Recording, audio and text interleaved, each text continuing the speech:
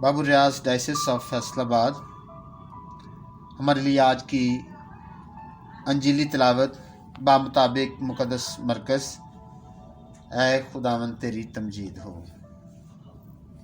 تیسرا باب اس کی 13ویں آیت سے 19ویں آیت مقدسہ تک۔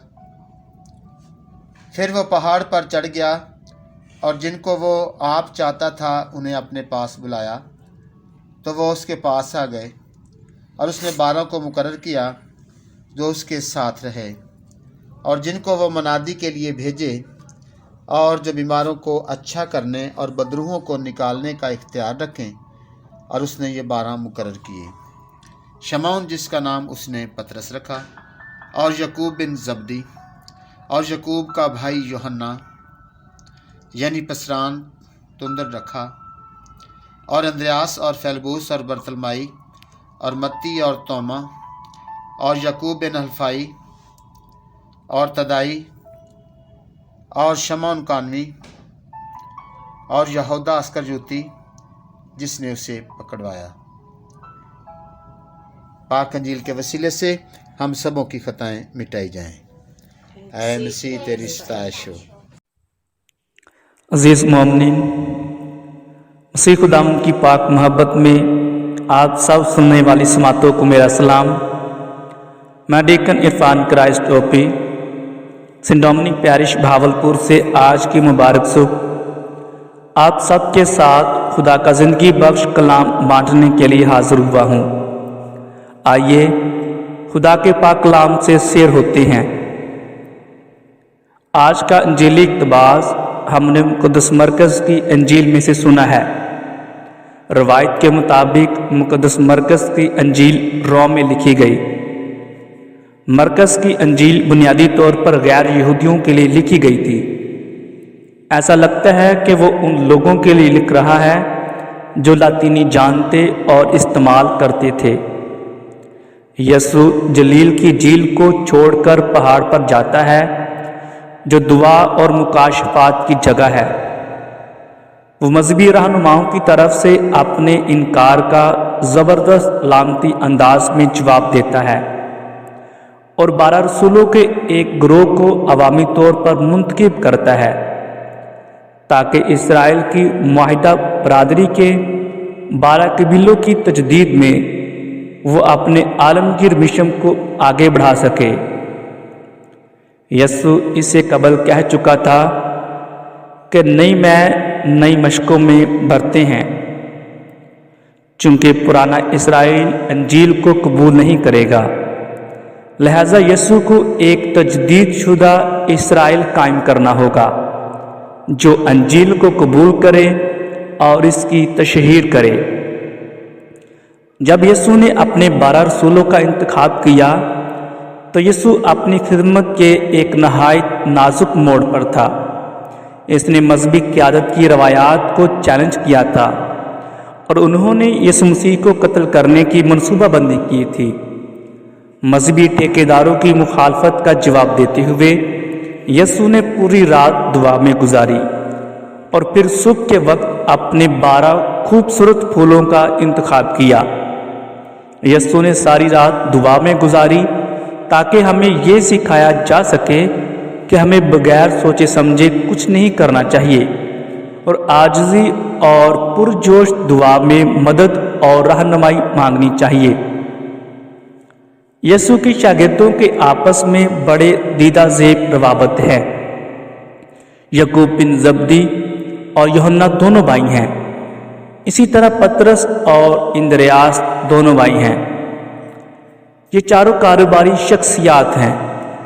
سیاسی مخالفین میں متی اور شمعون کانوی کے نام سر فہرست ہیں، چونکہ متی رومیوں کے لیے ٹیکس اکٹھا کرتا تھا اور شمعون کانوی رومیوں سے سخت نفرت کرتا تھا۔ اور ایک یہودا اسکریوتی ہے جس نے یسوع کو پکڑوایا تھا۔ 5 عوامل کے ذریعے یسوع اپنے شاگردوں کو باپ کے مشن کو پورا کرنے کے لیے تیار کرتا ہے۔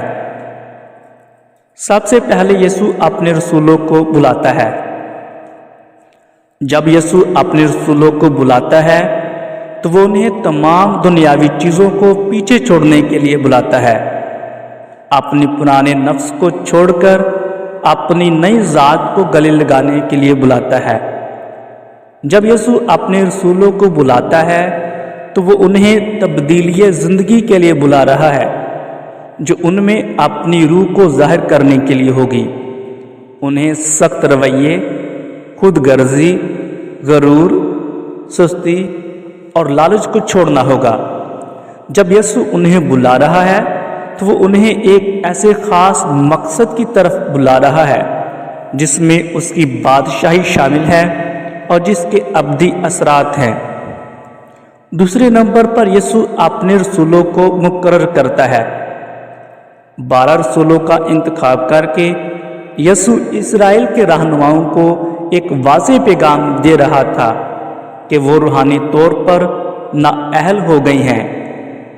یسوع ایک نئی قوم، ایک روحانی قوم شروع کرنے جا رہا تھا۔ پطرس نے بعد میں اس کا حوالہ دیا جب اس نے پہلا پطرس اس کے دوسرے باب کی 9ویں آیت میں لکھا، لیکن تم چنی ہوئی نسل اور شاہی کہانت اور مقدس قوم اور میراث کی امت ہو۔ یسوع ان 12 کے ساتھ کچھ نیا اور بہت مختلف شروع کر رہا تھا۔ نئی میں پرانی مشقوں میں نہیں بلکہ نئی میں نئی مشقوں میں برتے ہیں۔ تیسرے نمبر پر یسوع رسولوں کی تربیت کرتا ہے۔ مقدس مرکز ہمیں بتاتا ہے کہ جب یسوع نے رسولوں کو بلایا تو وہ اس کے ساتھ جانے والے تھے۔ یسوع کے ساتھ مسلسل وقت گزارنے سے 12 رسولوں کو ذاتی طور پر یسوع کی طرف سے سرپرستی اور تربیت دی گئی۔ یہ 12 رسول انجیل کے پھیلاؤ اور ٹھوس نظریے کے قیام کے ذمہ دار تھے، اور انہی پر کلیسیا کی بنیاد رکھی گئی۔ چونکہ پولس رسول افسیوں کے نام خط میں فرماتے ہیں، اور رسولوں اور نبیوں کی اس بنیاد پر تعمیر کیے گئے ہو جس کے کونے کے سرے کا پتھر خود مسیح یسوع ہے۔ چوتھے نمبر پر یسوع اپنے رسولوں کو بیچتا ہے۔ یسوع اپنے رسولوں کو بلاتا ہے، مقرر کرتا ہے، ان کی تربیت کرتا ہے اور انہیں بیچتا ہے۔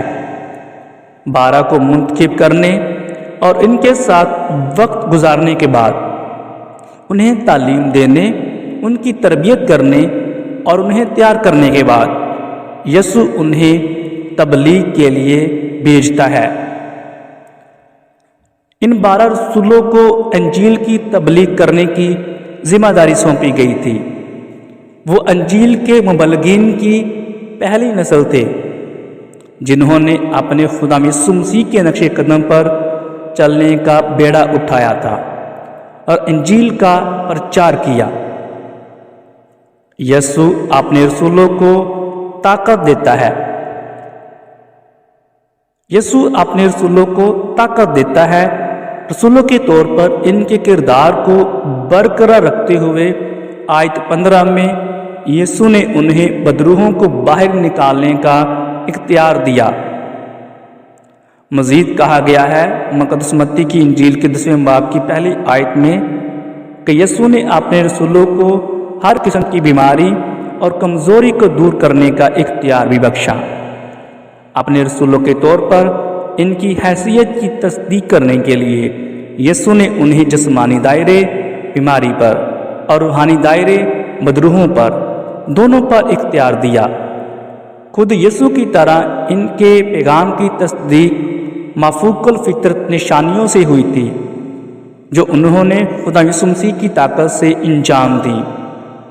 رسولوں کا حوالہ دیتے ہوئے عبرانیوں اس کے 2 باب کی 4 آیت میں لکھا ہے، بلکہ جس کی گواہی خدائی کرشموں اور کرامتوں اور طرح طرح کے معجزوں اور روح القدس کی نعمتوں کے ذریعے سے اپنی مرضی کے ساتھ کے مطابق دیتا رہا۔ خدا ہم سے بھی جو بھی کام لینا چاہتا ہے اس کے لیے خدا ہمیں طاقت عطا کرتا ہے۔ عزیز مومنین، اسی طرح یسوع ہماری بھی बुलाहट में मदद करता है। वो हमें बुलाता है, हमारी तरबियत करता है, हमें मुकर्रर करता है, हमें भेजता है, हमें ताकत अता करता है और हमें दूसरों को बरकत देने, दूसरों की खिदमत करने और अपनी अंजील की कुव्वत से ज़िंदगियों को तब्दील करने में मदद करने के लिए बाइख्तियार बनाता है। हमें चाहिए कि ज़िंदगी में कोई भी बड़ा फैसला करने से पहले इसके बारे में खुदा से बात करने में कुछ संजीदा वक्त गुजारें। हमें चाहिए कि जो कुछ हम करने जा रहे हैं इसके बारे में खुदा की हिकमत और मर्ज़ी को तलाश करें। ज़िंदगी बदलने वाले फैसलों के बारे में कभी जल्दबाजी ना करें। ये ज़रूरी है कि हम खुदावंद के साथ वक्त गुजारें, उसके साथ करीबी रफ़ाकत में उसकी हिकमत और हदायत को हासिल करने के लिए जो हमें उसने दी है उस काम में हमें मौसर होने की ज़रूरत है। यसू हमें ज़िंदगी के मकसद के लिए किस तरह तैयार करता और तरबियत देता है, वो अपने कलाम के ज़रिए ऐसा करता है।